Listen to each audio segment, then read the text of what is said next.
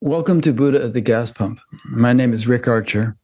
Buddha at the Gas Pump is an ongoing series of conversations with spiritually awakening people. We've done nearly 700 of them now over the past 14 years. If this is new to you and you'd like to watch previous ones, you've got your work cut out for you because there's nearly 700 of them. They're about 2 hours each.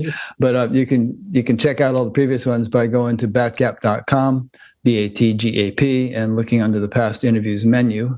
And while you're at it, check out under the content search menu, and you'll find a couple of interesting things, one of which is an AI chatbot now that incorporates all the transcripts of all the interviews, all 20,000 files altogether. I've uploaded books and video transcripts and so on. It's getting more and more interesting, and we're just writing a guide to it, which I'll be notifying people about pretty soon. A lot of that work has been made possible through the assistance of volunteers. So if you would like to volunteer to do something, primarily as a transcript proofreader, get in touch and we'll set you up. Yeah, some people really enjoy it and have transcribed quite a few of them. All of this is made possible through the support of appreciative listeners and viewers. So if you appreciate it and would like to help support it, there are PayPal buttons on every page of the website and a page which explains some alternatives to PayPal. My guest today is Mary Terhune. I'm not going to read her bio because she's a very smooth, not get the right adjective here. She speaks very well, and she's written a very interesting book called Out of the Blue. I'm just going to let her introduce herself in a minute, but it's basically an account of her spiritual experiences of awakening, revelation, and transformation over the years.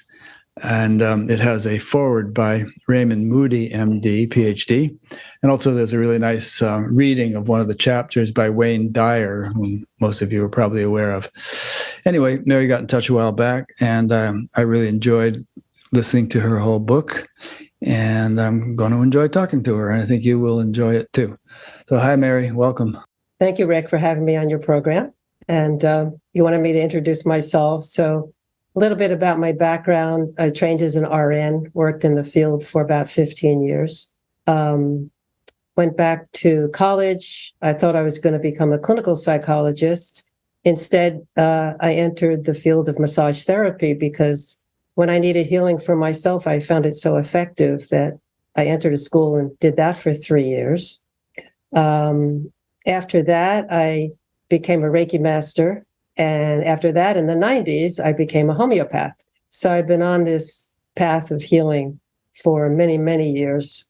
But it all began, my path really switched when in 1984, I had a crisis, a life crisis. And I lost everything that I had earned, lost all my retirement money, and found myself a single woman with an 11-year-old daughter. I was in debt. And I was beside myself with anxieties. And I felt that I had failed because I didn't get a lawyer to protect myself. And I was standing in the living room. My daughter was visiting her father at the time. And I was standing in the living room, so bereft and feeling like such a failure that I began to sob. And I couldn't think one more horrible thought about myself. It's just my mind could not take any more anxiety, and it just stopped. And when it stopped, this space opened up, and through the window poured this light, and this light began speaking to me. The literal window of your house? Window of my house in the living room. Yeah. And meanwhile, I have no context for any of this, because I didn't know anything about spiritual paths. I didn't know anything about spiritual teachers, nothing about yoga. I knew nothing. I was stuck in sort of the ego mind, just living life and feeling pretty miserable. And when this light entered, it began speaking to me. And when this light began speaking to me, I recognized the voice. And the voice was that of the mystic Jesus.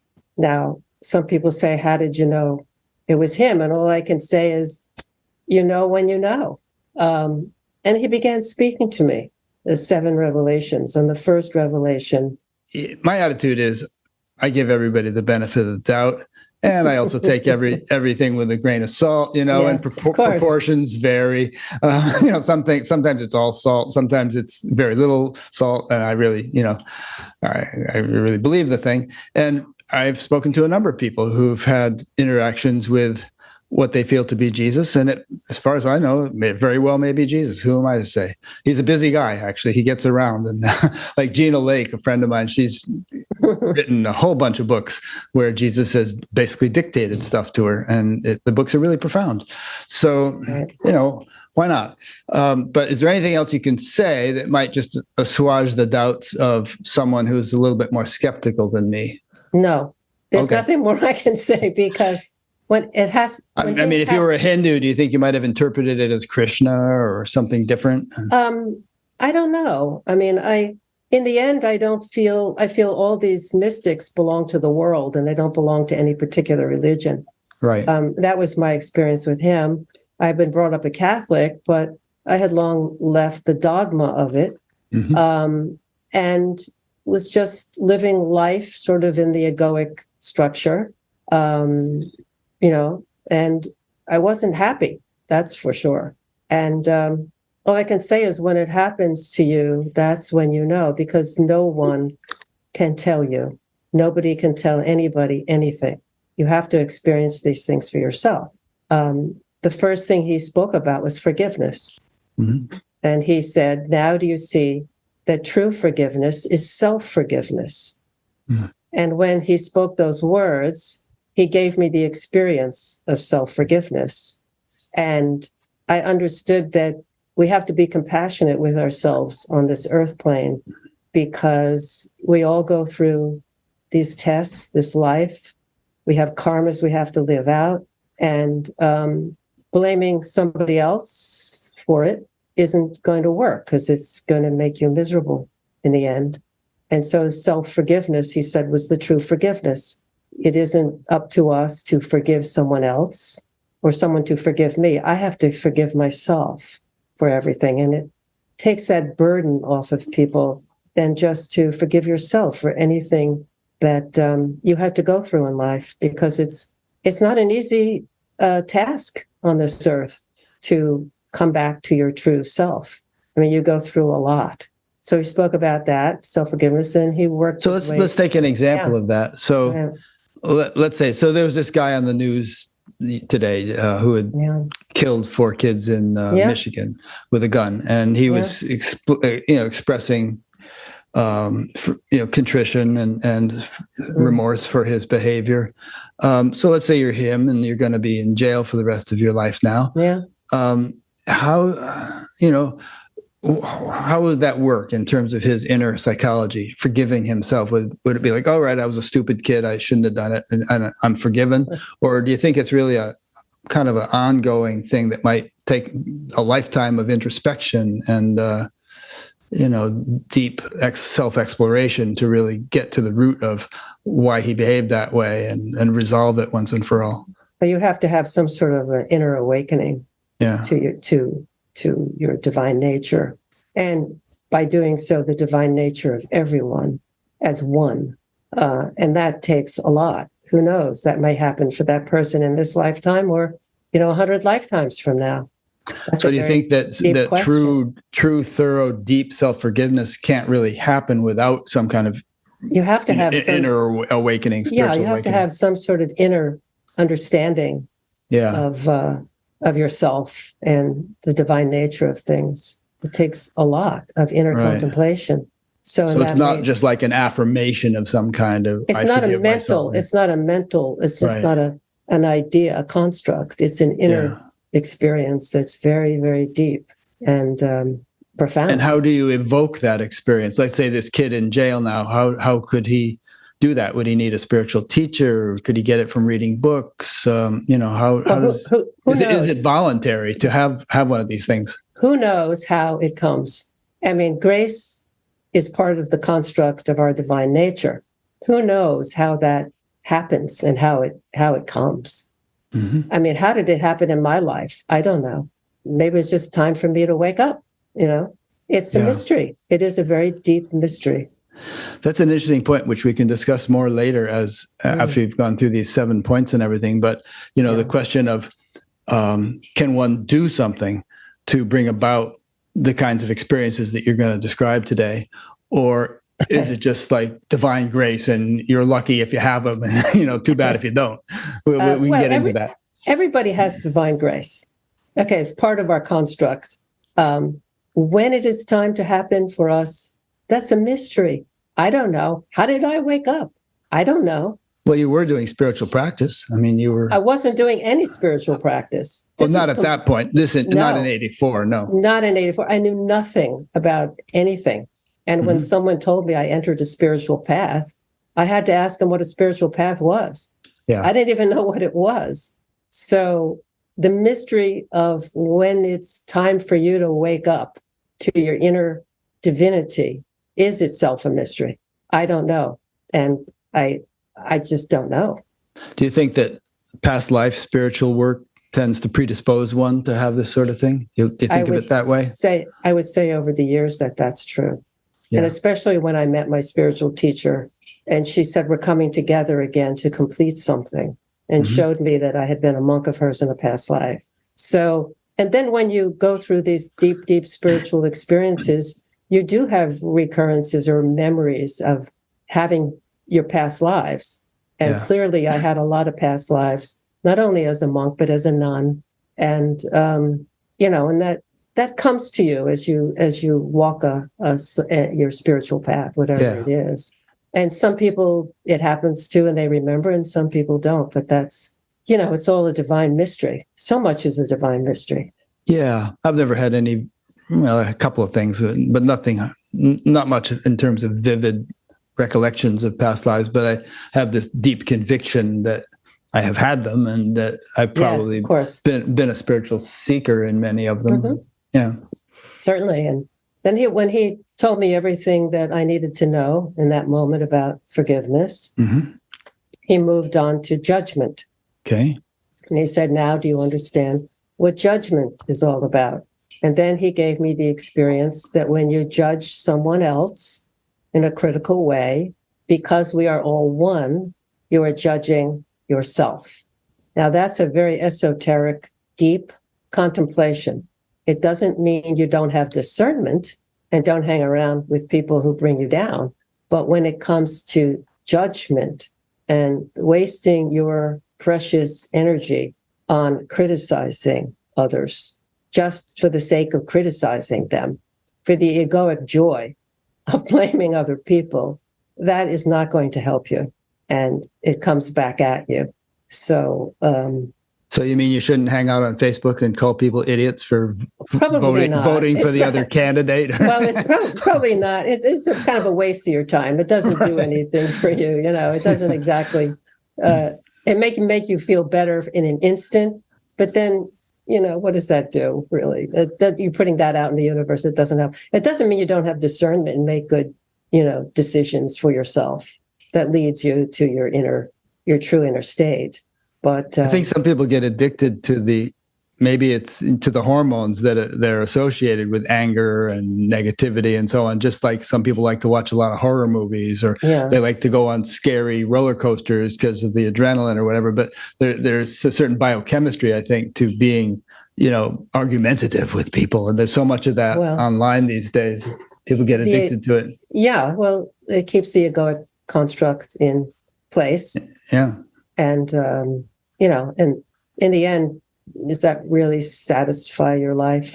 Not for me, but, I can't speak for others, but he made that clear. And then he went on to, when I understood that, then he moved on to the Bible.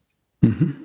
And he said, now do you understand how they misuse my words in the Bible? And when he said that, I could feel his sorrow in my heart. I felt it. And I felt so sad that his message was understood and used against people to make them feel less than. Even speaking about this now, so many years later, it brings tears. Sad. Yeah. And I could feel that. And that's really all that he said about that. That was enough for me to understand never to use words like that of mystics and masters to hurt somebody else, to put somebody else down. That was very powerful in that moment. Before you go on to the next one, let me ask you a quick question here. So you mentioned that this light came in through the window and this voice started speaking to you, and you knew it to be the voice of Jesus. Was there any visual thing associated with it, or was it just a voice? Aside from the light, did you see a figure of Jesus? Well, it was the feeling that happened inside of me as well, because he initiated, after he spoke these 7 revelations, he initiated an awakening of the Kundalini in my body, and all the centers, I could feel all the centers spinning.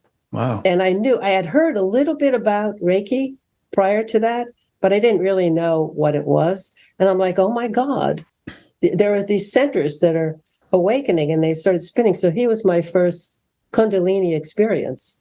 He was my first Kundalini master and of course I had no context for this, except that I knew that this felt true, that this was the most important thing that could ever happen to anyone. And because my soul knew the truth, even if I was not very, connected with it prior to that.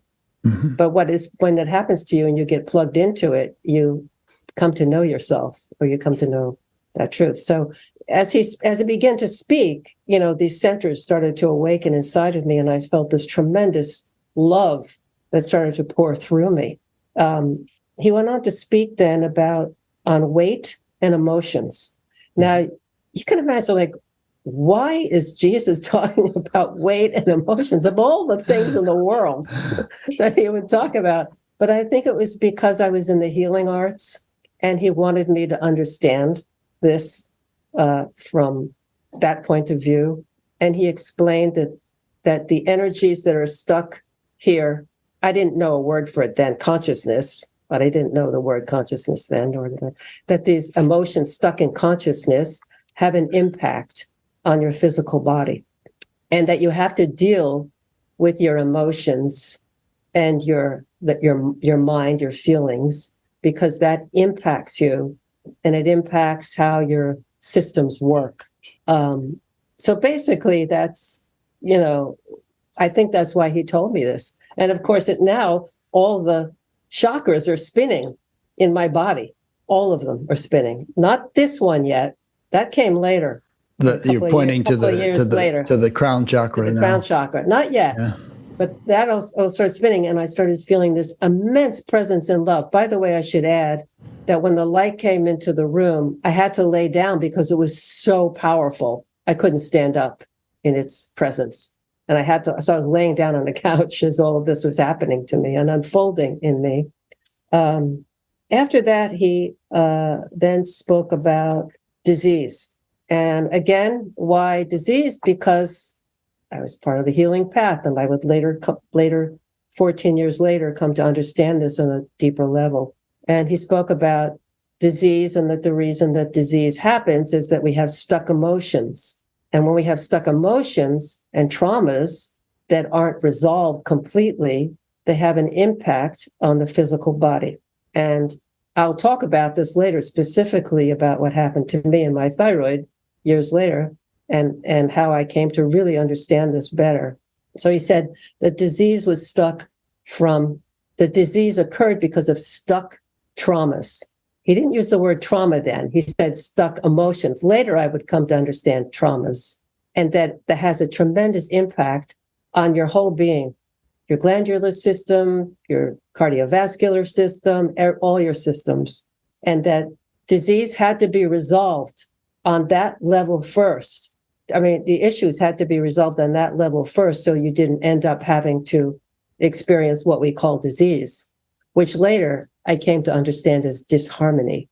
Now, this is as much as I could understand. When he finished with that, he spoke about, and I have notes because this is a lot for me to remember. He spoke about aging. And again, it's because I was in the healing arts, and this is why he spoke about aging. So I could understand that aging was really because the mind and emotions and body, there was so much friction in it, in your mind, and that negative thoughts, that it wears you out. It wears your system out. It wears out, how everything functions properly. And so that your energy can't flow completely. And so we call it stress, but it's really the mind and emotions and the thoughts, the discursive mind that's constantly berating you, putting you down, putting others down, just this negativity that is sort of this background that seems to have a life of its own that wears you out. And so when I understood that, then he moved on to the ego. And he didn't say, now, do you understand the ego? He didn't come at it from that point of view. He impressed me with this understanding that the ego is a mental construct. Later, I would call it a case of mistaken identity. That's what I would call it later. But I didn't have those words for it at that time. He just said that you're not your thoughts. You're not the job you do. You're not a man or a woman. You're not a gender. You're beyond that. But of course, to understand all of this was a lot for me to take in and try to assimilate. Later, I would understand that the ego is just a case of mistaken identity. You identify as a body. You identify with your thoughts, like they're so important. And you identify with your mental constructs, your ideas of how you view the world, how you view yourself, how you view other people. And that's the ego. I didn't have, I understood that. And I understood not only did I suffer from this, but everybody suffered in the egoic construct. And it gave me not only compassion for myself, but compassion for others. And basically, when that ended, that was the ending of his instructions to me. But now he was fully enlivening my Kundalini so that the chakras were spinning, and I'm feeling this incredible bliss, this incredible love. And I'm like, why didn't anybody ever tell me about this? Nobody's talking about this. Why? This is the most important thing in the world. How come I wasn't told? Nobody's told me this. How did I know? And at that point, then he took his energy and removed a veil from my third eye. And when he removed that veil, I felt this immense love just pour from me. At that point, there was also a saying that came into my mind. And the saying was, it is easier for a camel to go through the eye of a needle than it is for a rich man to enter the kingdom of heaven. And when I heard that, it's like it was impressed on me.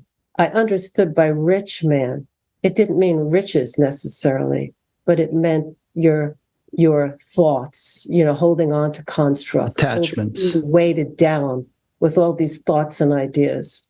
And of course, taking all of this in was very difficult, but the overwhelming feeling was there was so much love pouring out of me and in me. I was just an absolute bliss, which was a reprieve from the anxiety that I was feeling. At some point, there was another song that played, and it was like, sweet little Jesus child, they had you born in a manger. And that was going through me too. Sweet little holy child, they didn't know who you were. And I understood we don't know who each other is. That child is in our heart. And when you hurt another, that's what you're hurting, that we really are one. And all of this just, stirred me. And even just talking about it now really stirs me, kind of makes me tear up. At some point, when he was finished, all these instructions, finished awakening my Kundalini, which I had no idea what would happen to me afterwards, of course. He withdrew his energy out through the window. And here I was in this state of bliss and wonder and awe. And I felt like I needed to go to the backyard, open the door and get some fresh air. And so I went to the back door, opened the door, and what I saw, because he had removed something from my ear, right? Remember? What I saw was packets of light everywhere. I looked at the tree and there were packets of light glimmering over it, almost like a Christmas tree. And I didn't understand then those were photonic packets of light. And that light was alive with love and omniscience. And I understood that everything that we see is created from those packets of light. And there was so much love emanating that I burst into tears and I said out loud, oh my God, this is paradise, but we have made it into something else. And I felt we had made it into a hell for each other, when really this is paradise if we awaken to that inside ourselves. And something else got awakened within me, and it was poetry. I started writing poetry. And I wrote a poem about this particular moment and to the Kundalini. It's very short. I'll recite it now. Chakra 1, chakra 2, chakra 3 and 4. Up the ladder, down the ladder. Can you tell me more? Chakra 5, 6, and 7. When your consciousness is pure, you will find that Earth's a heaven waiting at your door. And so much, I was in so much love and so much joy and bliss. So then what happened, right? Afterwards, I was working at that time in research administration at a very big Boston hospital. I had to go to work. I didn't want to go to work. I wanted to sit like Eckhart Tolle on a park bench and watch the phantasmagoria of life and just watch it and feel that love and let me be and, swim in this love, this amazing bliss. But I couldn't. I had to go to work. And it was very difficult because I was supposed to be working with numbers, statistics, with work. And when I sat down to look at the papers and do the work, I couldn't do it. I couldn't make numbers work. I couldn't function. I was in bliss. What can I say, And so it was, and I didn't have anybody to talk to. And I had never heard of any of this. I didn't know what consciousness was, of course, and I had no context for it. But what I was left with was I wanted to meet somebody on earth, not just the mystic Jesus visiting me, which was fine, but I needed a teacher on earth. I need someone who could give me a context for this. I had no context for any of this. Sounds like you knew some because you knew what chakras were in order to write that poem. Well, that's because he awakened it in me. I mean, I had heard the word about before. Chakras. I heard it. I'm like, what's that anyway? Is that true that there's light? What light? What are you talking about? Right. So he gave me the full experience of it. But I had no context to understand why this light was pouring through me and out of me. And everywhere I looked, all I saw was love. And when I looked at people, all I saw was love. And I was in love with everybody and everything and everywhere. And I remember having to go to work, standing in an elevator, going up the elevator, to my office. And there were doctors standing in there. And one of them was making fun of acupuncture. That's what I remember. Oh, that's a bunch of nonsense, all this energy and stuff. That's a bunch of crap and blah, blah, blah, blah, blah. And he was going on. And I'm thinking, if you only understood what I understood, you wouldn't say that. And so I remember, getting off the elevator and just watching people, the way they treated each other in an unkind way and not even really noticing each other. It was, it kind of broke my heart. It's like, don't you know who you are? And of course, I had no understanding of how to integrate all of this. And I didn't understand why we didn't know about it, why no one spoke of it. And I had no one to talk to. So I was thinking in my mind, well, maybe if I met someone who understood Einstein's theory of relativity, energy equals mass times light, then they could help me understand this. What happened to this energy and all this light and my physical body and all of this. So I had this in my mind. And I also had in my mind, I need to meet someone who has a clear pair of eyes. That's what I need to meet. And so I would go to different talks by different teachers. And I would be like, no, that's not it. No, that's not right. And they would say things like, no, that's not right. That's not right. Until one day, 2 years later, 1986, I went to a talk at a place called Interface at the time in Watertown, Mass. And it was a panel of speakers, and they were going to be talking about energy medicine. And I go, yes, energy medicine. That's up my alley, energy. They're going to talk about that. So one after another stood up and, no, that's not right. No, that's not right. Until one person stood up and he said, first thing he said was, E equals MC squared, Einstein's theory of relativity. That's right. I have to talk to him. And so he turned out to be an energy healer, he called himself. And I ran up to him afterwards and I said, I have to see you. I have to make an appointment. Let's make an appointment right now. So I did make an appointment. I went to his office.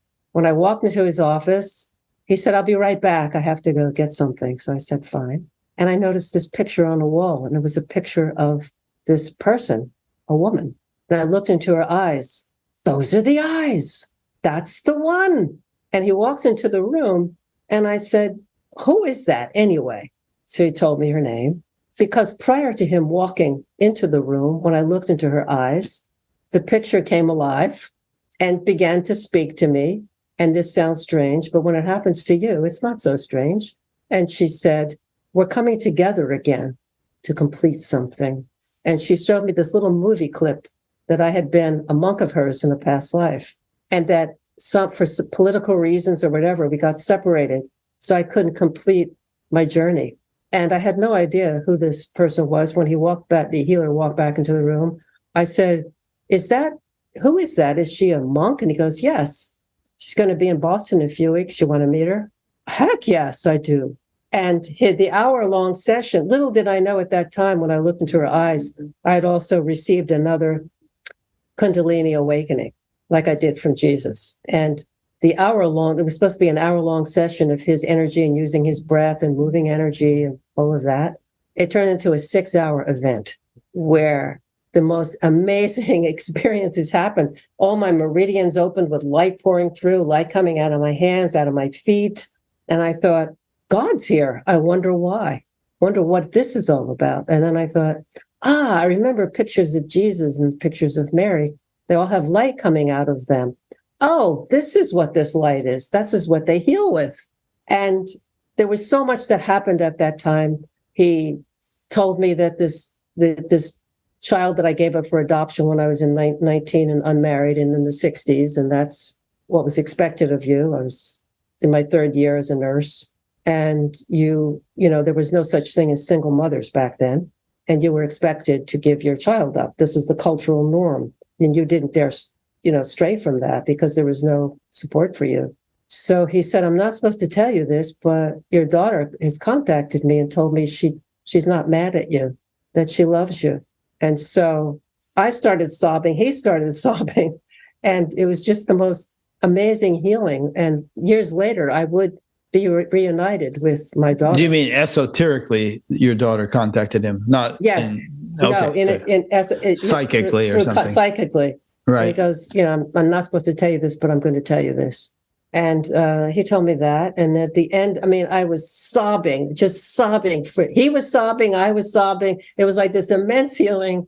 And I didn't understand that that's what happens when the Kundalini is awakened powerfully. The Kundalini, this spiritual energy in you that clears out all of your life issues and karmas when it gets awakened. And it's because that's all connected with your ego structure.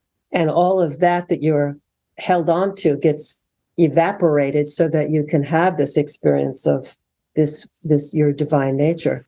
Yeah. So I finally did meet the monk, and I thought, and the monk started talking about the ego, and I thought, that's just what Jesus said about the ego. Wait a minute. What's going on here? And I thought, this is the teacher that I want to be with, because whatever she has, I want it for me. And so I didn't look at her as an icon. I looked at her as a teacher who could help me discover something in me that I wanted so much. Had her teacher died by this time, and she was kind of the main teacher? Yes, okay, good. Yes. So you never met her teacher? No, I never did. So in the meantime, between 1984 and meeting this monk, I was having, so that was 2 years of waiting to meet somebody. I was having such a difficult time. And meanwhile, I graduated from my 3rd year in massage school. I had strange interactions with people because I had so much light just pouring out of me that in massage school, with my peers, I had one woman yell at me, and she said, "You have so much light coming out of you. I can't stand it."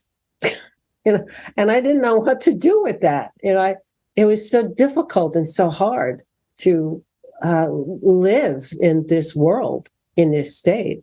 And I had no one to, speak to about it. That was just not available. Consciousness was not a word. And certainly if you ever mentioned these things, you'd probably put you in a mental hospital and drug you with, some drug because you're crazy, But in the meantime, here I am at work. I'm trying to function. I still can't function. I have all this light pouring out of me, all this love, and I can't function. Eventually, the director realized something's happening here. I don't quite understand it. But one day she said to me, "Oh, Mary's found the path of love." And I go, "Oh, she feels something from me," although she never directly mentioned it. So she reorganized the office. I was reorganized out in a nice way. So I got a little bit of money, in leaving. And at that point, and meanwhile, all this time in my personal life, I was going through relationships like potato chips. I mean, the Kundalini was so alive in me, clearing out all the karmas, all the relationships that I had to go through in this life to meet them again and clear it out. It was like this tornado that went through my life for about 8 years. This tornado clearing out my mental, emotional state, relationships that I would get into and then I would leave because I knew that wasn't right, but yet I had to be in it because now I'm understanding, oh, this is karma, but I couldn't. It's like you can't, there are no shortcuts, is what I'm trying to say. So let me ask a question here. So all these relationships are with various men that you had been with in a previous life, I think you're implying. It was some men and women, both. Okay. And yes. And weren't you kind of creating new karma? I mean, by having these relationships? What I felt like, what it really felt like was I was having to complete lifetimes from a past life, because when I would leave, it wasn't done with malice. It was done with understanding. And I would complete that. So I wouldn't leave it so that it was bad, leftover stuff. But it just felt like I was cleaning out. I remember many years later, I would be told that my basic karma in this lifetime was with relationships, and that I had a lot to clear out with them. So I would just go through them, clear it out, and not leave a bad feeling, just to complete it. And so it just happened like a tornado, like my emotions were being cleared out, my issues were being cleared out. And every time I would feel better, but then again, there'd be another storm, So when the next one was coming, would you actually think, all right, well, this will probably last 2 weeks, but I'm going to clear out stuff. No, I wasn't. I wasn't that aware. I mean, let's put it this way: I was very sort of a codependent person. Mm-hmm. Really feeling I needed to be in a relationship because I didn't feel strong enough inside myself to not be in a relationship, because I enjoy relationships, even though for the past 18 years I haven't. I've been in a relationship with just myself. Right. Because at some point that ended, and I realized if you're not in a serious relationship with yourself, this is just going to continue. And so that just stopped. It just stopped. And then I started the real, more serious inner journey. Now, mind you, karmas play out in all kinds of ways. Usually it's in relationships and in family systems, also in physical diseases that you have, weaknesses. And so that played out for me as well. But anyway, to get back to, after Jesus in those 2 year waiting period, and I left, I finally was separated from the hospital and I left. I had nothing left in my bank account at all. Your actual literal bank account. You're not talking about your karmic bank account here. No, that probably less, a little less, but not complete, right? And there was this, I could go visit my teacher now, and there was an initiation that I wanted to initiate deeper levels of the Kundalini. And in order to go to this, it was going to cost me some money, and I would have to travel. And I had such faith that I used up the last bit of money in my bank account. I didn't have a job yet, but I went and did this. I went and did it, and I spent everything. When I got back from that meeting at a meditation center, I opened up the Boston Globe at the time, and in it there was an advertisement looking for a manager for the new office of at the Space Center at MIT.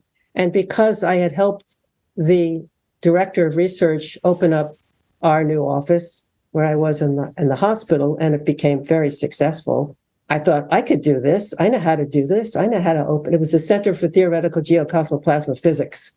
And so I know how to do this. I could do that. And I could get my former boss to give me a recommendation, which she did. And I went in, had the interview, and got hired.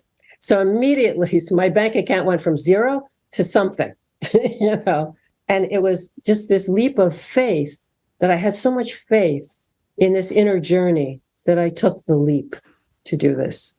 So it was 1986 that happened. And of course, I was going through, my different life experiences and trying to integrate all of this in my being. By now, I started reading spiritual texts like the Bhagavad Gita, the Vivekachudamani, which is all about Brahman. So I was reading these things and feeling nourished by them.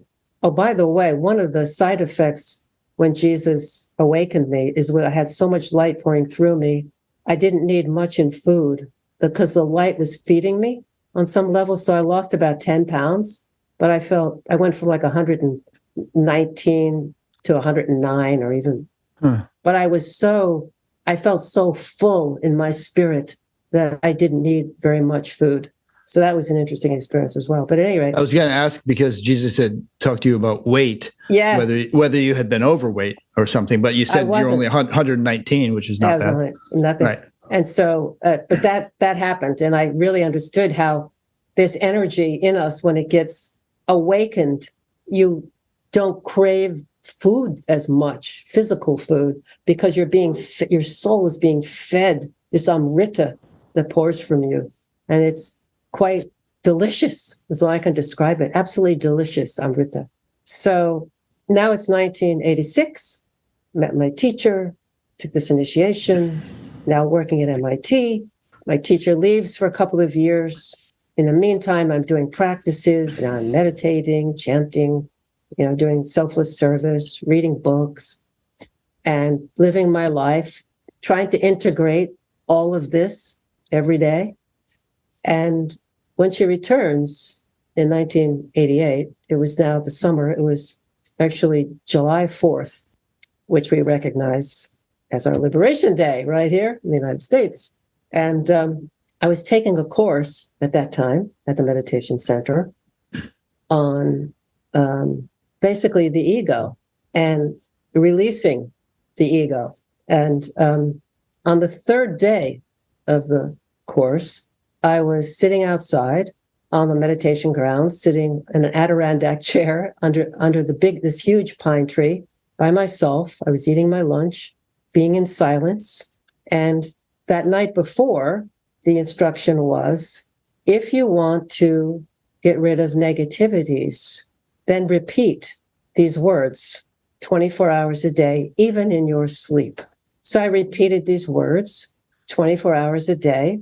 Some chant.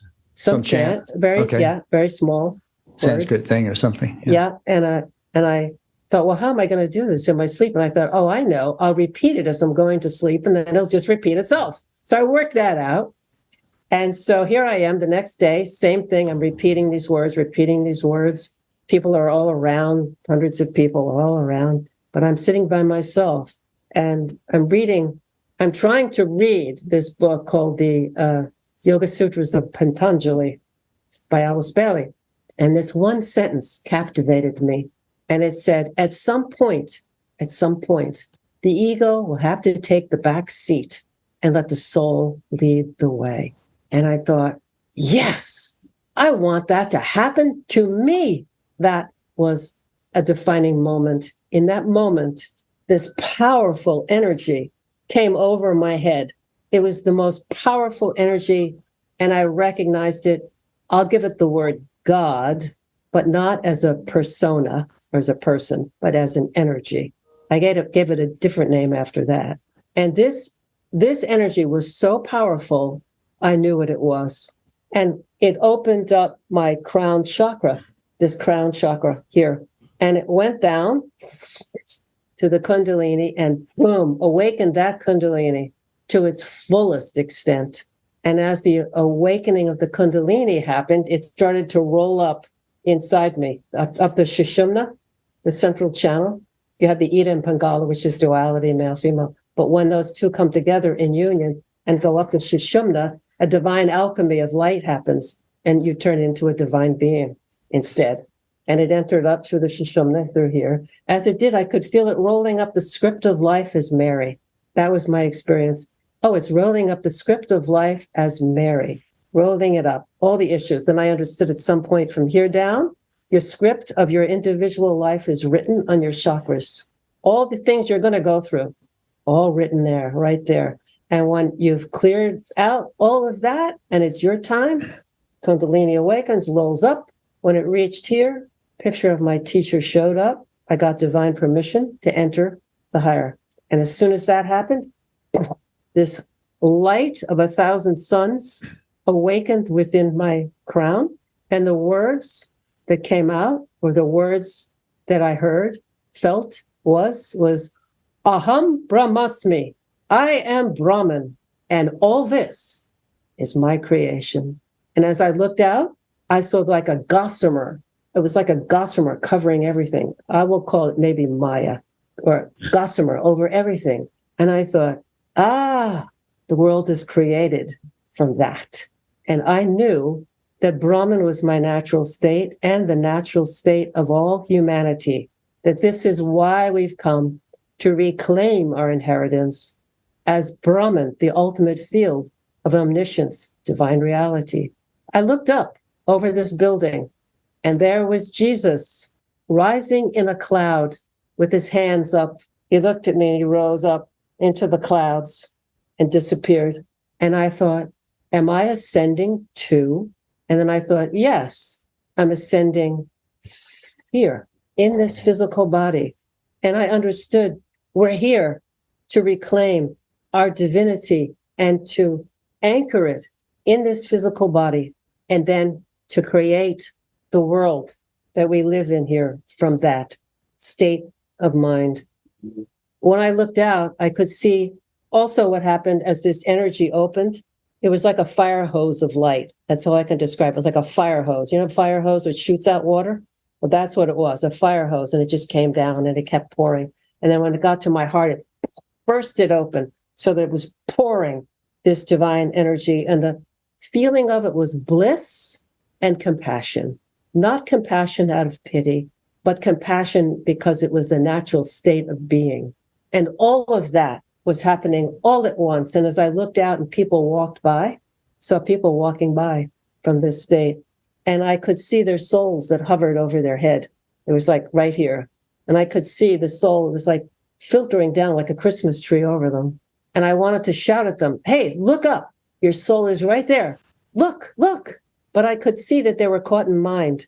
They were caught in mind stuff because I saw that too. And I thought, don't you know you're God? Don't you know? Look, look, look. But I couldn't shout it. I couldn't shout it out, but I felt it. And the tremendous, I was so elated, so blissful. Fear fled. Fear cannot go past here. Fear is part of the egoic structure.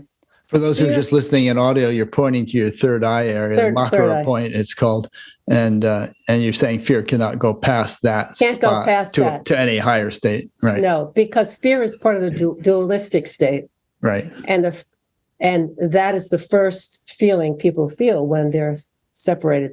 Is fear. How do I know that? I'll explain that in a bit. There's actually a line from the Upanishads about that very thing. Actually. Really? So for yes, 20... it just says, certainly all fear is born of duality. Yes, absolutely the truth. And so here I am reclaiming my state, and I'm like, yes, this is our natural state. Now it's omniscient and it's divine and it's blissful, but it's our natural state. And I remembered the egoic state and how unnatural and hellish it was to live in it, because now I had something to compare it to. And it seemed to me that we've bought into this egoic structure as our natural state, which is so convincing and has held you like a prisoner with no escape. Save my teacher's grace. Who else can I turn to? You know? And so this state, I recognize as our natural state, and that it's in everybody, everyone, in the beggar, in the rich person, in the terrorist, in the saint, it's all there inside us. And it's that you access it, and why it's so important to wake up to it. Because if you don't wake up to it and you turn to fear and hate, you will do horrible things to other people, because you will see them as other and able then to easily kill them, either with words, either with actions, or literally physically. And this is why it's so important to reclaim this state. And I understood this is why we came to Earth. This is why Earth is such an important place to be. And to reclaim it here, that's the great purpose. And later I would come to know a word called Jivan Mukta, which means, it's a Sanskrit word, which means Jivan is body and Mukta is liberation. So being liberated while here in a physical body. When I looked down at my arm as I was having this experience, I could see light pouring all surrounding the flesh. And I understood that it was the light that was alive. The flesh had no life of its own other than this light that innervated it and gave it life. And the words that I was given for humanity, or the message was, here is your divinity, the divinity that awaits all mankind. Your soul wants full expression now. This is the presence. This is the living presence. This is living. This is real. And that's the message that I want everyone to know. And that is the truth. No matter what others say, this is the living truth. And when it happens to you, you know it. You're a changed person. As I was going through that state, I was also given an understanding of the different kingdoms, the mineral kingdom, the animal kingdom, the plant kingdom, the human kingdom, and then the divine kingdom. And that humans were unique because only humans ask the question, who am I? Why am I here? A tree doesn't ask it. A dog doesn't ask it. A flower doesn't ask it. Only humans can ask it. And when you ask that question sincerely, you begin the journey to your divine nature. And when you come into your divine nature, it affects the consciousness of the universe, because you're one. It's all one universe, one consciousness, one consciousness as divinity. And that's why it's important. So when we rise up as humanity, rising up from human state to divine, all the other kingdoms rise up with it.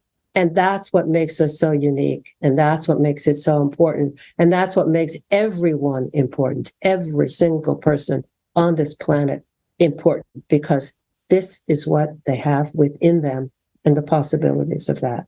Now, at the end of all of this, for 20 minutes, I had signed up to do dishes in the dish room, huge dish room, many people, soap suds, machine going, crashing around, lights, from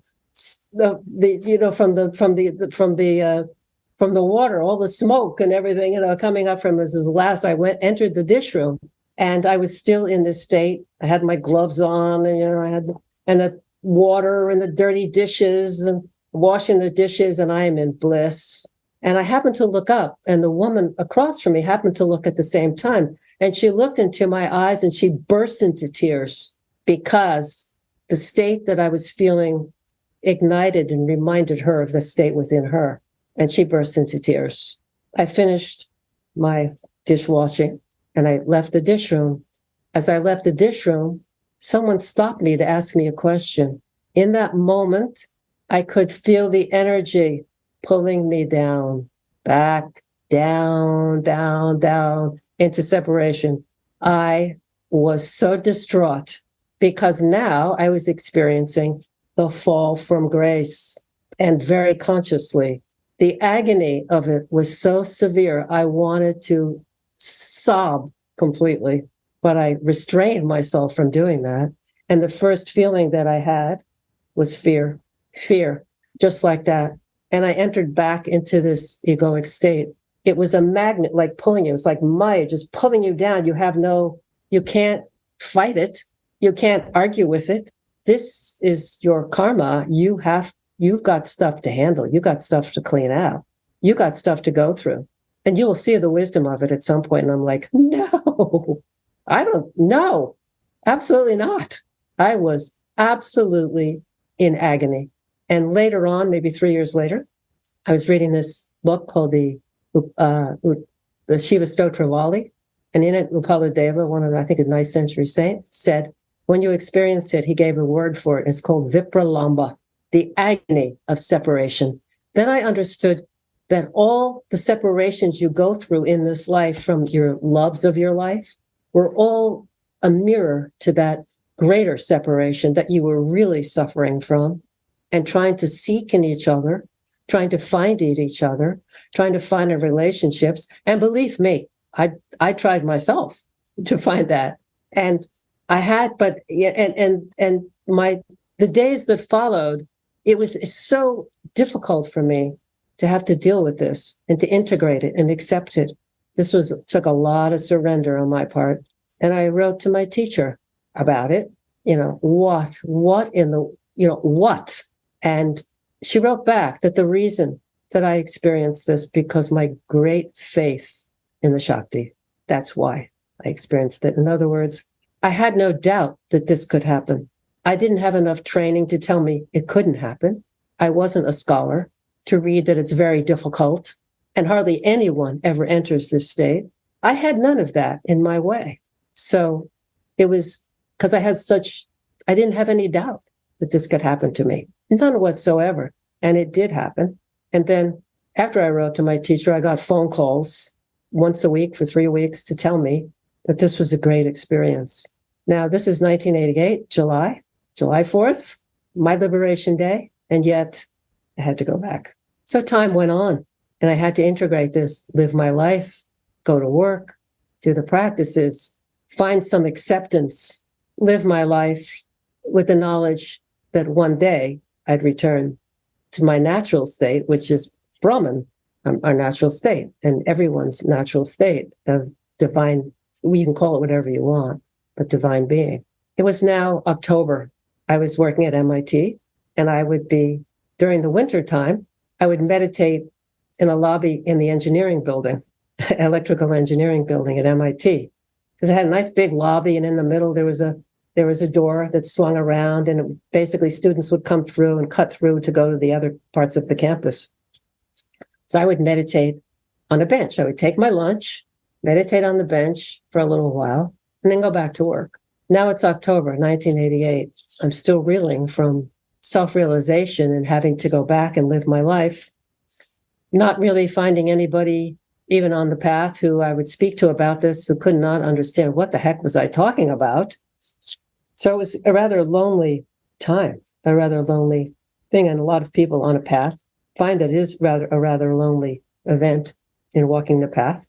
And I'm sitting, and now I'm reading about a monk, a realized monk, who had passed. And I knew that I would never meet him because now he was on the other side. So I was feeling kind of sad about it. And so I closed my eyes to meditate, put the book down. I thought, I got to meditate. So I closed my eyes to meditate. And so a few moments later, my eyes still closed. I hear, "Are you ready?" And I'm like, oh, that's just a student. He's bothering me. He sees I'm meditating. He's, pay no attention to him. I hear again, "Are you ready?" Wait a minute. And so I kind of look to my left, and there's the monk. And now I'm like, wait a minute. People have talked about these experiences in meditation, that they're really live. You can see this person coming towards you. Oh my God, it's true. And so he turned and he walked towards me. And as he walked towards me, he turned into the Milky Way. His energy turned into the Milky Way and entered my solar plexus. When he entered my solar plexus, mind you, I still had my eyes closed. It made such a racket inside me. This whirling wind, this tornado, this lights and energy, and conscious blowing, and I could hear a locomotive of a train, and I heard bells ringing, and it's like shoo, shoo, shoo. And this energy was moving up, and some of it went down, but it was all moving up, and it was so loud and so powerful and so strong that I thought my ears were going to burst. Of course, I had the thought my tympanic membranes were going to burst with this energy. And it just kept coming up and up and up. And when it reached here, I thought, I'm leaving my body. Is that okay? Is that all right? And he said, yes. I just went with it. At some point, like in a split second, there I was in my energy body, standing next to the energy body of this monk, now looking at a window of light, 2 windows of light, one above the other. The light that was pouring from those windows was so powerful. It was such a magnetic pull that I couldn't resist. I've got to go. I'm going. Wait a minute. You have a daughter. No, I'm going. As I went to move towards the light, he stopped me and he said, not yet. Oh no, I have to go back. I don't want to go back. I have to go back, but I have to go back. So I go, well, how am I going to get back? I didn't have a physical body. I was just in my light body. And I looked down and there was this filament of light, this silver cord that somehow was attached to me around the umbilical area. And I was told that I had to follow the cord back to wherever the heck I was going. And so I followed the cord, and it took all of my energy to concentrate to get back. And as I'm following this cord, it was dark. And all of a sudden, the vista opens up, and now I see the solar system. And I go, wow, I've been far away from wherever I was. So now I started flying past the different planets very quickly and just amazed, at the beauty of them, and coming back. And then I was like a zoom, like Google Zooms, like, and so I was like, and finally I reach Earth. I go, oh, I'm going to Earth. I was like, oh, I'm going to North America. And I was like, oh, I'm going to Massachusetts. Oh, I'm going to MIT. And now I find myself looking down at a body that's meditating on a bench. That's the body you have to go back to. Really? I was quite happy where I was. No, you got to go back into the body. And I said, okay, I had no connection with that body. I had no feeling about it. I didn't know if it was a man or a woman. I just had to go back into a body, and I had to enter through the head. That's how I came out. And so I entered through the head.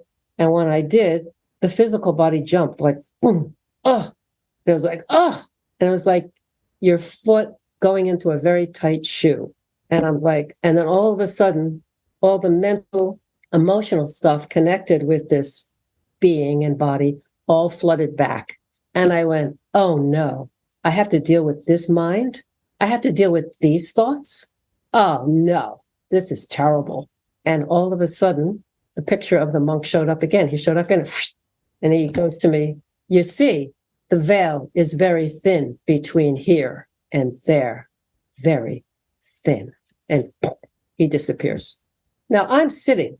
Now I'm in this physical body, sitting on the bench at MIT in the electrical engineering building, looking out on Mass Ave and wondering if people were standing around me because it was such a racket. When I opened my eyes, there was nobody there, nobody around. Then I had the thought, wait a minute, I didn't have a physical body, but I could move, I could see, I could be. Wait a minute, you don't die. Your physical body drops, but you're eternal. You move on to whatever. Then I thought, wait a minute, if there's no death, then how can you have birth? the dualistic version of it. Oh my God, the whole thing it's not real. Oh my God, the whole thing is an illusion. You were never born. You never die. You're an eternal being. And from that moment on, there was no such concept of death to me anymore. That death died on that day. And I no longer feared that. The thing that I wasn't happy about was being back in a body, having to deal with the egoic construct and living life in an environment of egoic construct. That bothered me a heck of a lot more to deal with. I feel that being itself is eternal, impersonal being, or do you feel that even with some kind of personality of some sort, some type of individuality, I mean, we don't get into the fine points, is eternal? Like there's that Gita verse, never a time when I was not, nor you, then nor all these rulers of men, and never shall there be a time when all of us shall cease to be. And that implies some kind of individuality being immortal, not just being itself. No individuality. You think he's referring to being itself there? Yes, being itself. There's individuality belongs with the egoic construct. That's all egoic construct. I can tell you that for sure. But then that monk showed up, having died, with some kind of individuality to interact with you. Well, you interpret it as an individuality, but it's just an energy. And it's an energy that you recognize as that particular person. But I can tell you that when I went, it's so difficult to describe all of this. And even it is very much a mystery. But I can tell you, when I experienced Aham Brahmasmi, I am Brahman, and all this is my creation. It's a oneness that cannot be described, understood from a mental construct or having a physical body. It's impossible. I can try to describe it. It's impossible. And no one can, I know, because I was on the other side of that. No one can tell you. No one can describe it in words that'll make you get it. It's an experience you have in yourself. And when you're one, it's one. We may have a physical body, but we're not physical bodies. We may have a personality that expresses, but we're not a personality. We may have thoughts, but we're not thoughts. We are that which comes through and expresses in this world. And there's no way I could convince anybody of anything, but I can tell you for sure, you don't die. There is no such thing. And for sure, you are Brahman.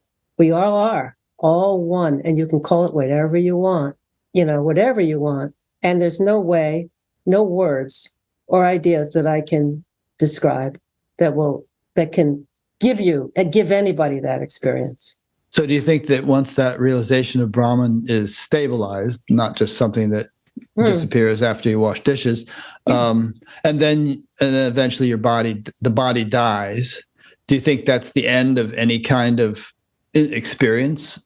I mean, Brahman, it's like the drop merges in the ocean and that's the end of the drop once and for all? Or do you think that, like Jesus came to you, right? And interacted with you. We're eternal. So somehow Jesus, as Jesus, was still functioning on some level, apparently, to have that interaction with you. And yet, presuming he had attained Brahman. Yeah. So how do you reconcile that? When things filter down into this physical world, they do get filtered down. That's the only way I can describe it. I don't know for sure, but that's the only way my mind can kind of conjure up an explanation of it to say, just like we have physical bodies on this earth, you, me, physical body, you're not that. You're not that. It's just an expression on a plane called Earth that has these physical constructs for whatever reason, but we're not the constructs. You may have a construct, but you're not the construct. And Jesus might come down as light as a construct, but it's not. It's just a way of relating in a way in that moment. But once you're anchored in Brahman, like very few masters on this planet right now are anchored in that 24/7. But if you ever are around one, you feel it. And that state is yours. Just because you're not accessing it doesn't mean it's not the same. It is the same. There is only one. And you can call it whatever you want. You can call it Christ consciousness. You can call it Brahman. You can call it whatever you want to call it. Once you experience it, you're like, what? The jig is up, and you have I understand all that. Yeah. And I understand I and my Father are one, that Jesus said. But I'm just wondering, since, like, as a case in point, you had this interaction with a being that seemed to be Jesus, or with an energy that you identified as Jesus. So it's just a personal curiosity of mine as to whether enlightened, once enlightenment has been attained, there's still some functionality that can interact with people as Jesus was interacting with you. Yeah. So there's in some respect, one's life goes on, even though it is not bound by individuality. Yeah, it's not bound, no. But there's still an individual expression, as if an instrument of the divine, which can play a certain role, apparently. Yeah. And, I wasn't privy to be allowed to go past those windows of light. So right. I can't speak to how all of that operates. I don't know how all that operates. It is a divine mystery of all mysteries. And I don't know, but I know for sure, we are one. And I know for sure we are eternal beings. How all of that else works out, I guess I don't need to know that right now. Find out when you find out. Yeah, you find out when you find out. I mean, if you need to know, it is a need to know basis. It's just a curiosity. It's a theme that comes up from time to time. Yeah, I mean, the mind wants to make sense of it. The mind wants to make sense of something that is beyond the mind. The mind is an instrument, and it's a beautiful instrument, but it's limited in terms of all of that. And then when you're in beingness, you can use the mind as an instrument, as a tool. You can use it for that. And thoughts, you can use thoughts as a tool. But, when my mind stopped and Jesus entered, it's because I was in between thoughts. And so that space in between thoughts, that's the state of divinity. The space in between breaths is the state of divinity, your divine nature. So that's that space that's not empty. It's filled with the no thing. This is as much as I've been given to know, which is quite a bit. But the rest is, trying to understand it from the mind. It's interesting. The questions are interesting, but I don't think their answers can be very satisfactory in the end. Yeah, it's like a hypothetical speculation. Yeah, which is kind of fun to banter around. Yeah. Well, a lot of traditions say, well, you just the drop merges into the ocean, and that's the end of any individuation or personal experience once enlightenment has been attained and the body dies. But then you have all these people having Jesus come to them, and Ramana Maharshi's coming to visit, and all this stuff. And you think, well, how do you reconcile those two ideas? Because there are other states of being in consciousness that are in other places in this gigantic cosmic universe.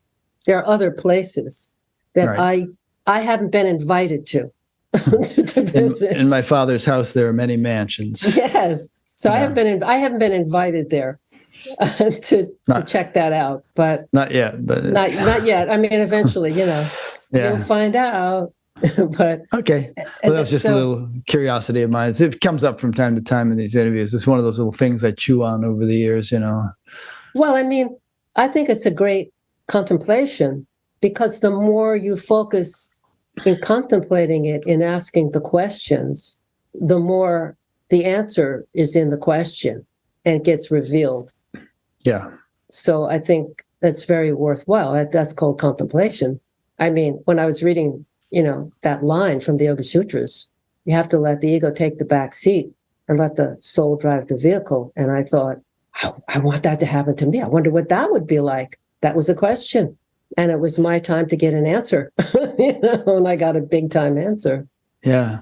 There's something you mentioned a little while back about when you had that Brahman experience, and the world seemed to be like this sheen or this thin veneer on Brahman.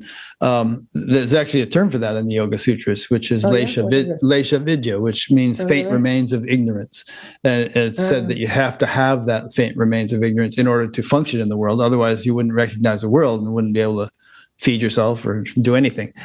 But presumably there's the possibility of living in that state permanently, but still having enough of a cognition of a world, howsoever ephemeral it may seem, to be able to function normally and drive cars and all the stuff we have to do. Or do the dishes. Or do the dishes, I mean, I could still do the dishes and appreciate the construct of this beautiful world.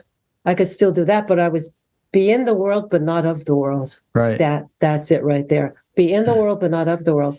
So it's all here, and it's astonishing and amazing. And I'm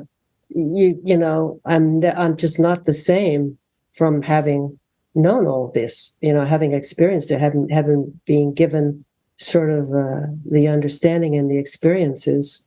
Yeah. When they happen to you, then And I would say that you and some people are wired to have these kinds of experiences, but people shouldn't feel envious if they're not having them. Because some people just you can mature into a very nice, highly enlightened state without having all these flashy experiences, if we want to call them flashy. I mean, this happened all spontaneous for me. Yeah, I was just an ignorant kid born in New Jersey. I mean, that's pretty bland. That's pretty normal. And, and why it came to me, I don't know. It's just, I guess one can only conjure up maybe from a past life. I'd done all this work and all this blah, blah, blah, blah, blah. But who knows in reality? I don't know. Well, you get what you need, and some people need experiences like this. It's important for them to have experiences like this. I'll take it. Yeah, and certainly everyone would like to have experiences like this. But I'm just trying to emphasize that if you're not having experiences like this, those who are listening, don't feel bad about it. No, absolutely not. Get onto a good spiritual practice and path, and just keep on trucking, and know that it's true. Just knowing, know that it's true, and be curious. Just be curious, and seek and you shall find. Yeah, and knock on the door will be open. But for me, it came from that moment of crisis when, with Jesus, the words that I said out loud. I didn't share this, but the words that I said out loud in that moment before Jesus entered was, "Please, God, just let me die. I can't take this anymore." Because you're so broke and miserable. I was so broke and miserable. Yeah. I didn't realize "let me die" was the death, the beginning of the death of the egoic structure. Right. That's the real death that occurs. And it's painful and difficult. And anybody who's on this earth at this time, it's amazing that you're here. Yeah. And you should feel, whatever you're doing in the world, know that it's important. I don't care what you're doing. I don't care if you're washing dishes. It's all very important because you are carrying with you the Holy Grail. You carry the Holy Grail in you. I don't care if you're depressed, if you're anxious, if you're happy, if you're sad, if you're lonely, if you've got a great relationship. You carry the Holy Grail within you. Everyone does. And, everybody's got it on their minds these days, with the wars in Ukraine and Israel, Gaza, and so on. And it's interesting to contemplate those in light of experiences like yours and think, for God's sake, I mean, these people are fighting and killing each other, and here they are, these divine beings, not recognizing their divinity and just, beating the hell out of each other. This is why it's important to wake up. And this is why anybody the world needs it. And anybody who hears this, you've already begun the process. If you're hearing this, you're already in it. Yeah, it is significant. It's already happening. If you're even aware that such a thing is possible, that's a big step. Well, yes, that's your consciousness saying, "I want to know itself." Yeah. So if you even hear this, you're already on the path. Yep. because I didn't know any of this. I never heard these words, before my spontaneous awakening. And, the reason I wrote the book out of the blue was because, I went through a lot of karma, including physical karma. And in 2006, I died of a major heart attack. In fact, it was the Widowmaker, where the main artery shut down. Right. And I happened to be with my grandson at the time. We were at a lake very close to the house that I lived in with my daughter at the time. And I felt really sick. I didn't realize what was happening to me. And I felt this vice in my back, and I thought maybe I have food poisoning. I started to feel nauseous. So I put a phone, because I had my grandson with me. I called my daughter and I said, look, I think I have to go to the hospital. I think I have food poisoning. She calls our neighbor. Our neighbor is an EMT. Our neighbor, our good friends, is in charge of all the ambulances in the area. She calls him and says, I think my mother's sick with food poisoning. And he intuitively somehow knew it was a heart attack.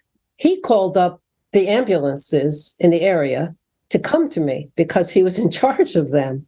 And she got to me along with the police. The ambulance got there like 2 seconds later. I get into the ambulance and I'm slipping away. I'm slipping away from this life, and the window of light shows up as I'm dying. I don't realize I'm dying of a heart attack, by the way. The window of light shows up and I thought, oh, it's God again. I guess everything's okay. And I could hear them say, we're losing her. And I completely went into the void.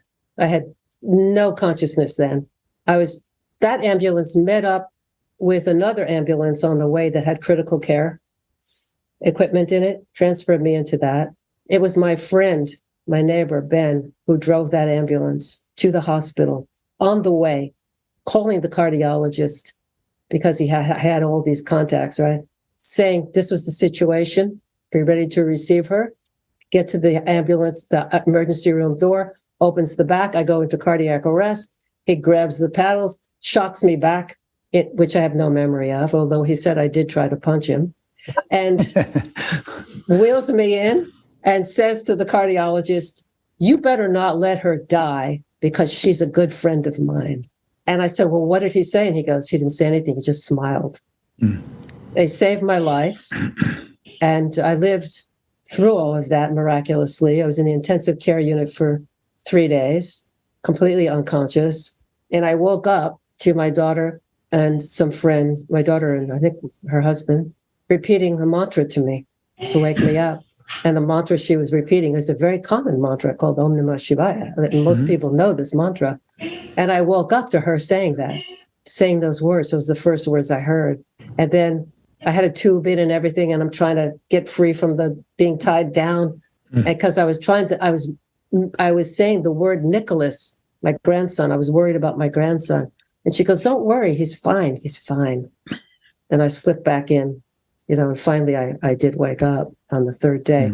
And the reason, this was 2006, and the reason that I decided to write this book, because it took me a year to recover, was because in 2000, when my grandson was born, when he was 1 month old, in a dream, I walked over to the crib. He was lying on his back and he was emanating all this light. And he said, God is consciousness. I am consciousness. Everything is consciousness. The people need to know. I'm glad you're here with me, Mary. I like the name Mary. Nice. And so, well, I better write a book because I might die again. Well, exactly. And I thought, oh my God, I don't know if I'm going to live much longer. I have to write down these experiences. And I did write the book and self-published it. Yeah. 6 years later, it made its way to Wayne Dyer. He read the chapter on self-realization, said it was the best explanation of self-realization he's ever heard. He invited me to his Divine Love seminar. And then he had Hay House publish the book. Unfortunately, Wayne died 3 months before the book came out. He died in August. It came out in November. And because he was the one promoting the book, there was no one at Hay House to promote it. So it just kind of died on the shelves. And I finally got the publishing rights back about 6 years later. So I've been looking for a publisher to republish it in a way. Yeah. So that's what happened with the book, but it did get published. And so at any rate, the thing I also want to talk about is what happened to me about 14 years after my Jesus experience. Okay. We have a few questions came in from listeners. You want to do those, sure. or you want to tell us first? Let's do that.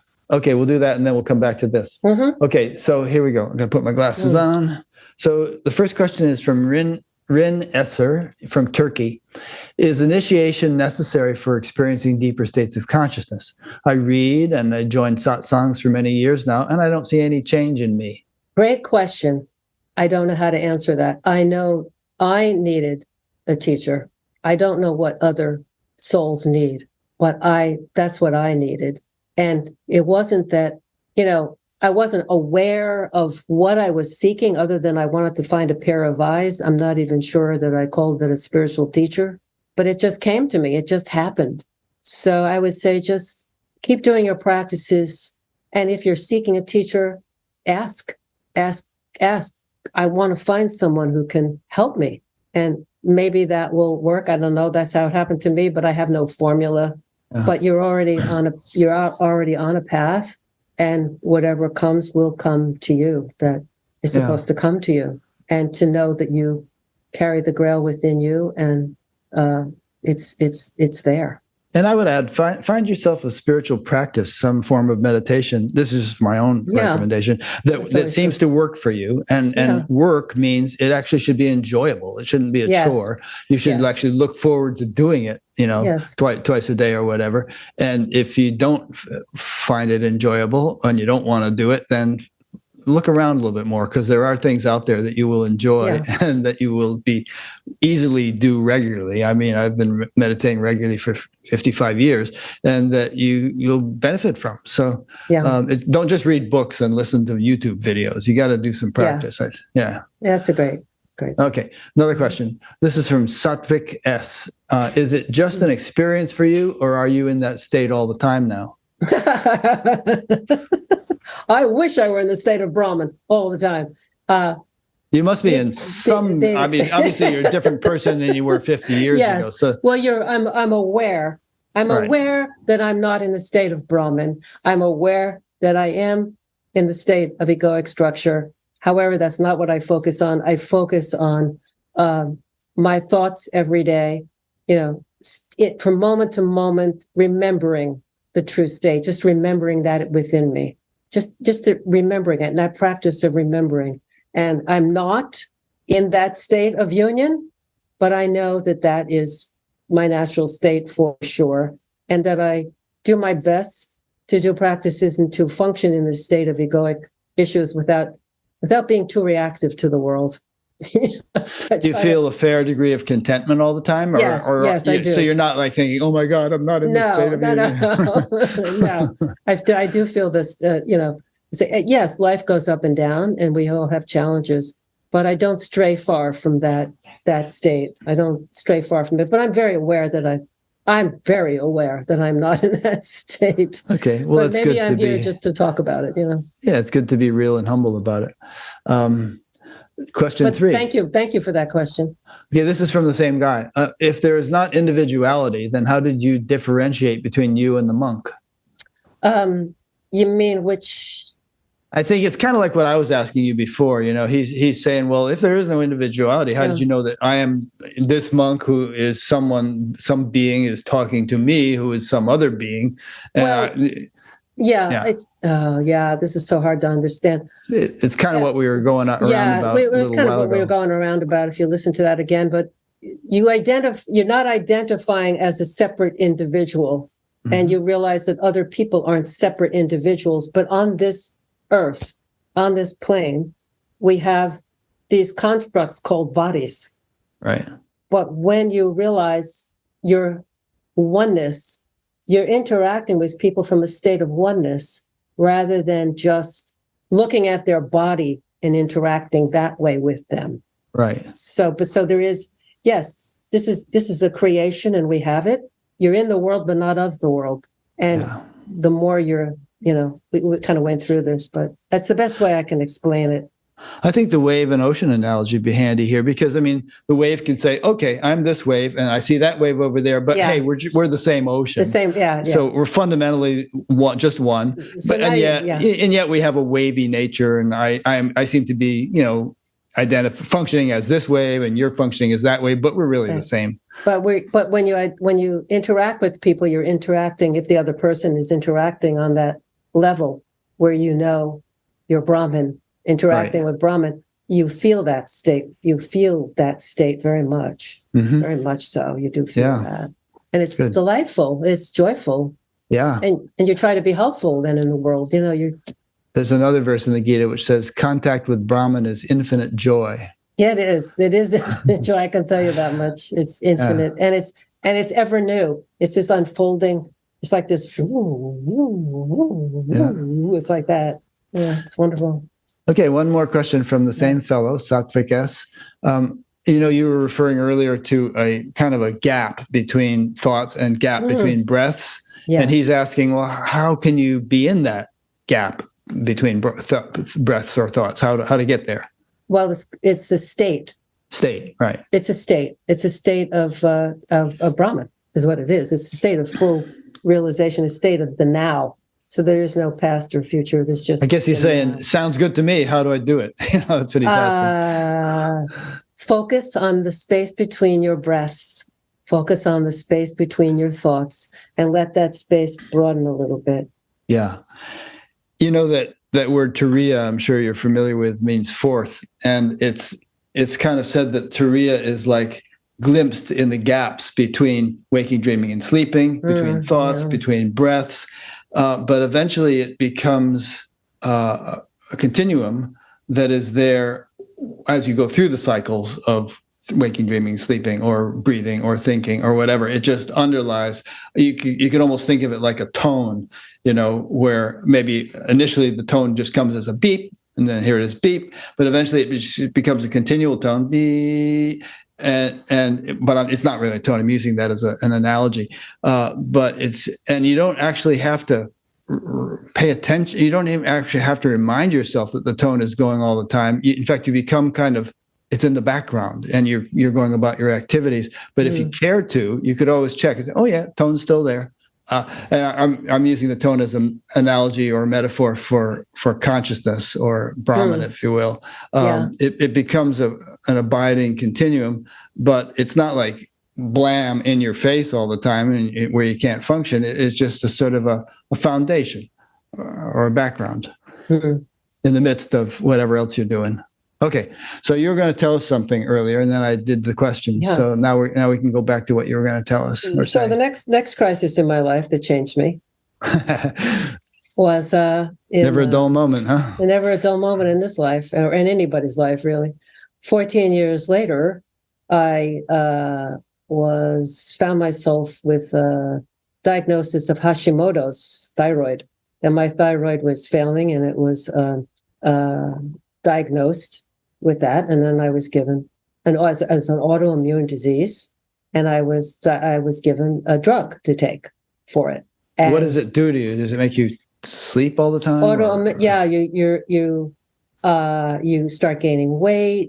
You don't feel energetic. You feel really weak. Your mind is not clear. You just feel tired. You're going up the stairs and you can hardly breathe. It's just a wipes you out. That kind of experience. Yeah. And so, and I was also losing my eyebrows, and I thought I needed to go to a dermatologist because I was losing my eyebrows. Like, why am I losing my eyebrows? That's another symptom. So I go to the dermatologist, and she said, "Have you ever been tested for your thyroid? That's a thyroid issue. You might have Hashimoto's." So I got tested for Hashimoto's, and sure enough, I did. And then they gave me the typical drug that went Synthroid. And when I took the drug, it made me so sick, and I felt even worse. So I thought, I need to find a different way. I have to find something else that's going to work for me because this isn't working. And so I said a prayer, a deep prayer. Look, Brahman, teacher, whatever. I know you know the answer to what I need, and I know by now that this lack of function has an emotional component to it because Jesus told me about disease a long time ago, and that if things get stuck in your mind emotions, they'll show up in your physical body as a disease, we'll call it that. So I knew by then, and I said, I want to understand what's going on behind this, and I want a cure. So the very next day I go to work, and I tell this to my colleague, and she turns around and hands me a flyer. And she goes, then you're going to need homeopathic medicine. I'm like, homeopathic? What the heck is that? So And I knew with the energy that was shown to me that this is the answer. I asked the question, this is the answer. Okay, follow the answer. Pick up the phone. We then still had rotary dials. And I called a practitioner and I said, I have to see you. I want to see you. She said, I'm going to send you some forms. You fill them out and meet me in such and such a time. So I fill out the forms, and part of the forms was, she's a registered nurse, by the way, and a homeopath. And the forms included that I had to write a timeline of all the never well since events in my life from in utero, when my mother was pregnant with me, throughout my life, the significant events that, like, the traumas, like you lost your dog, you had to move, I had this, and whatever. I got a divorce, I got married, and it was worse, whatever the never well since events in your life were, a car accident, whatever.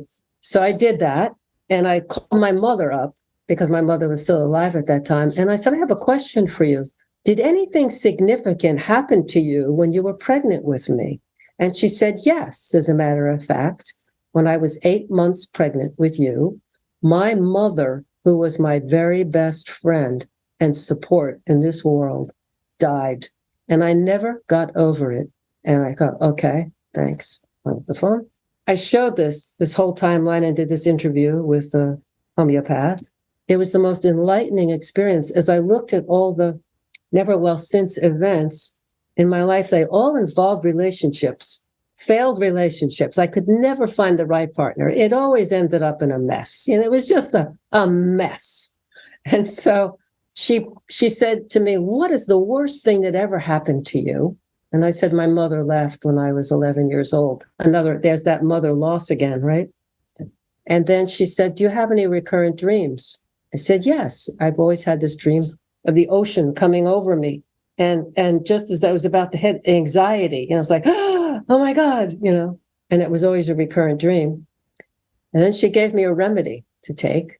And I took this remedy. I remember standing at the kitchen, looking out the window, and it was in water, and I took a teaspoon of the remedy in my mouth. As soon as I took a teaspoon of that in my mouth, my consciousness went out into the void. And in the void, I saw this twinkling little light like a star. And I go, oh, that's where my energy's stuck. And then I saw another twinkling light. Oh, that's the remedy. And it looks like the same thing as this. This looks like this. And it went like this, and it exploded, and I went flying back into my body. And I went, oh my God, that's like cures like. That's how homeopathy works. It works on the level of consciousness where you're stuck mentally, emotionally, and that's how it works. Oh my God, it was like this download of understanding. I have to study this because I see how important it is to myself and for my family. When I asked her about the remedy, and I read about the remedy in a book called written by Catherine Coulter, called Portraits of Homeopathic Medicines, the Psychophysical Analysis of Selected Constitutional Types. And I read about this remedy, and the remedy was Nat Muir. Nat Muir is table salt. But homeopathic remedies, and it's not herbal medicine, when that salt is so highly diluted, as you can think of it on a continuum of material into the essence of consciousness, non-material. So it's this continuum. So you highly dilute it, so there's no more molecules that you can see from it, but it still exists on a data level, on an informational level. Nat Muir was the remedy, and it is the law of which is innate within us, which is like cures like. I asked her about the remedy. I read about the remedy. The remedy has a stuck emotional mind to it that says, and they call it a delusion or a fixed idea.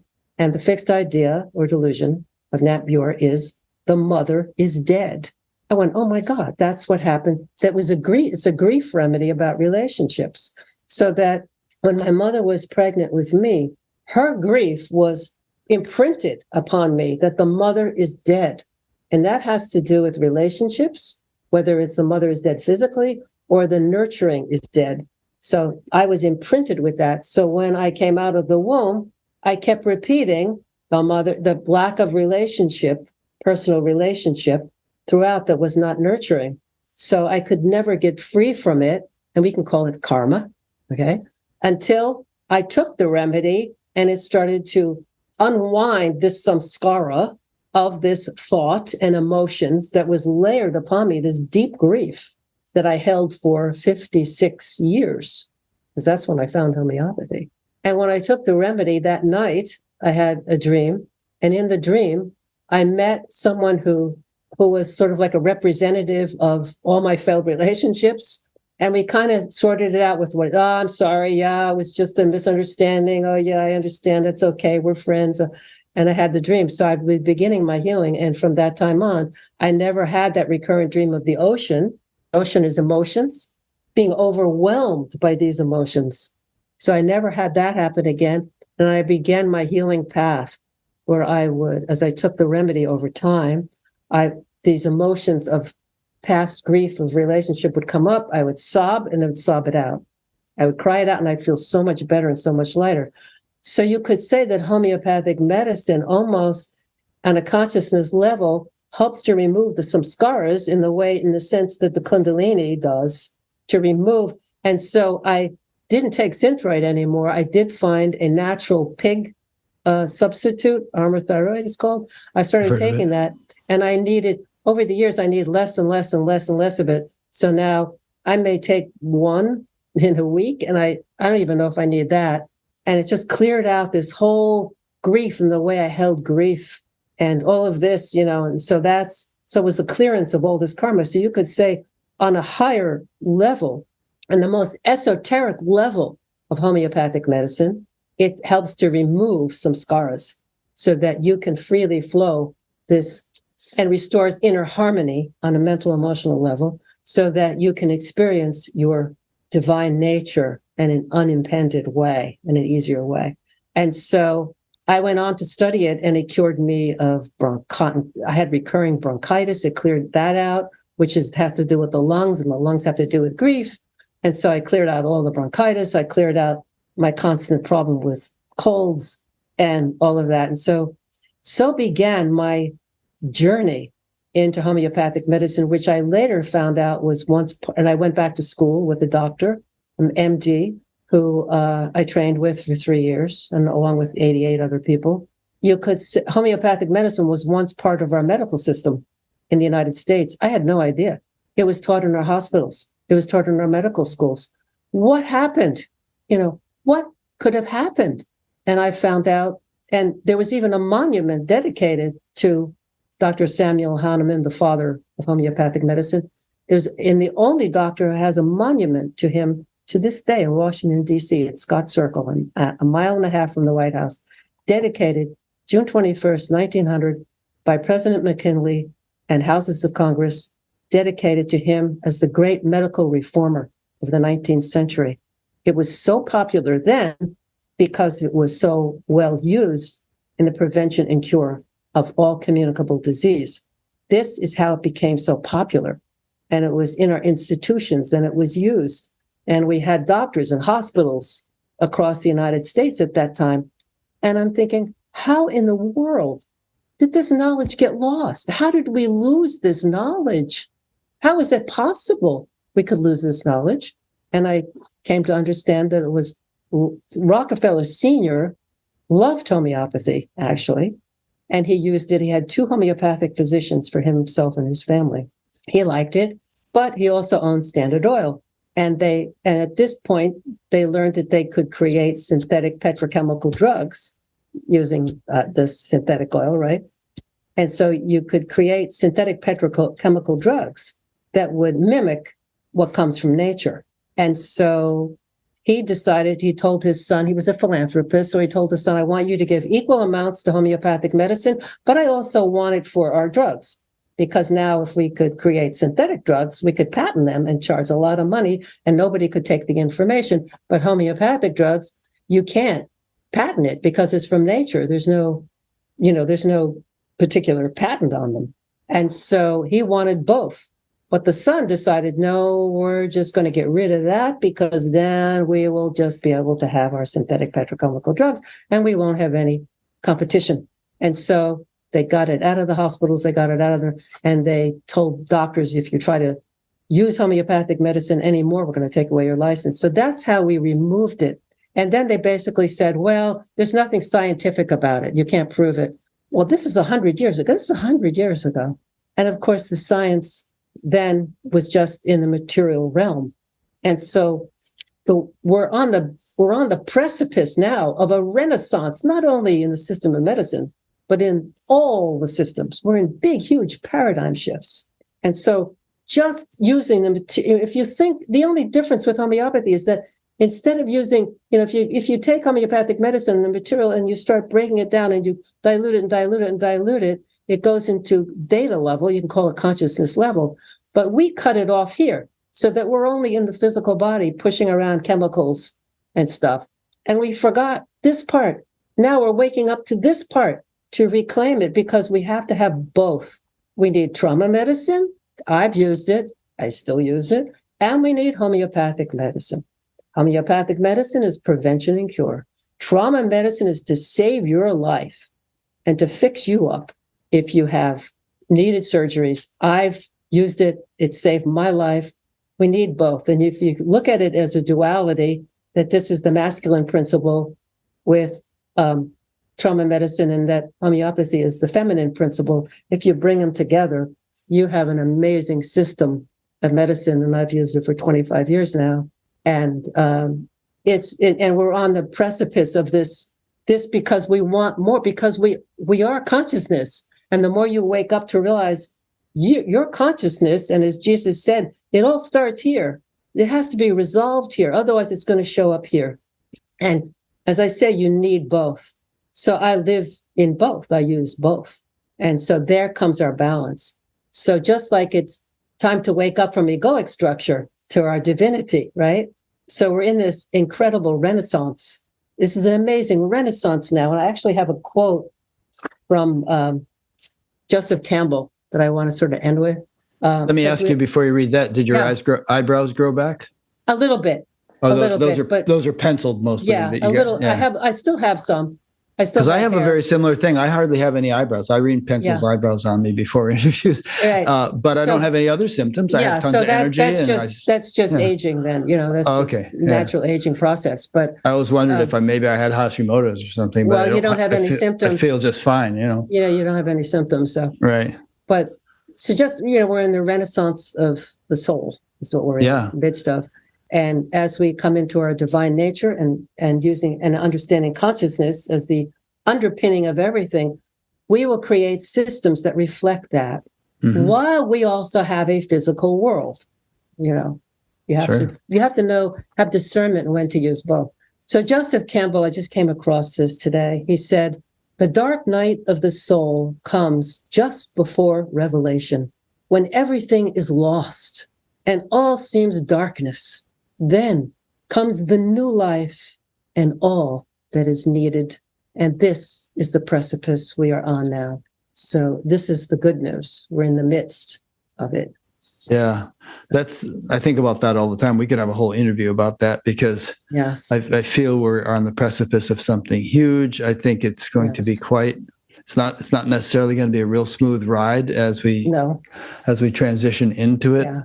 A lot of people aren't going to make it, but hang on to your, I was going to say hang on to your hat or your seat or something, but actually more useful information or advice would be hold on to yourself. I mean, know thyself, and that'll be the best prophylactic for making it through smoothly.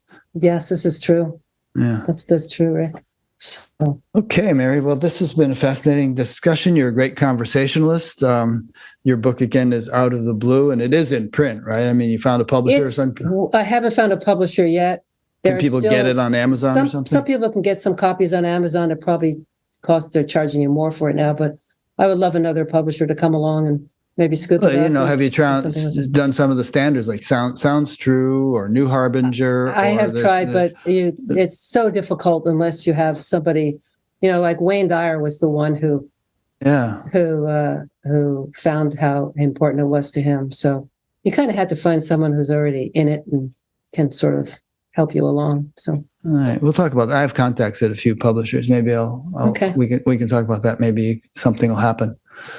It's a pleasure talking with you, Rick. It really is so much fun to talk about these things, and it's joyful, actually. It is, isn't it? Thank you. Nothing I'd rather do. Yeah, me too. Pretty much. Yeah. Thank you so much. Oh, you're welcome. And thanks to those who've been listening or watching. Yeah, thank you. Yeah, there are a couple hundred of them on our live call today, and there will be thousands in the coming weeks. Go ahead. What you're going to say? If people want to contact me and learn more about homeopathy, you can book a session with me on from my website. So it's Conversations with Mary on my website, which is maryterhune.com. You can book either a homeopathic session with me, and I can explain it and maybe give you some remedies you might be interested for prevention of colds and flus. And also, if you want to talk about spiritual matters, so you can do that too, or all of it, of it. Yeah. And I'll have links to all that on your Batcat page, so people can just click on that link. Great. And my next interview was with a friend named David Doyle. I've never met him in person, but we've been in touch for a few years. And his primary path seems to have been Qigong. And he has some pretty profound realizations too, kind of not too far unlike what some of the things Mary has been describing. So he seems like a really interesting guy. I think it'll be a fascinating conversation, as was this one. Great. Thanks. All right. Well, thanks, Mary. And thanks to those who've been listening or watching. And we'll see you for the next one. Thank you. Bye. Bye.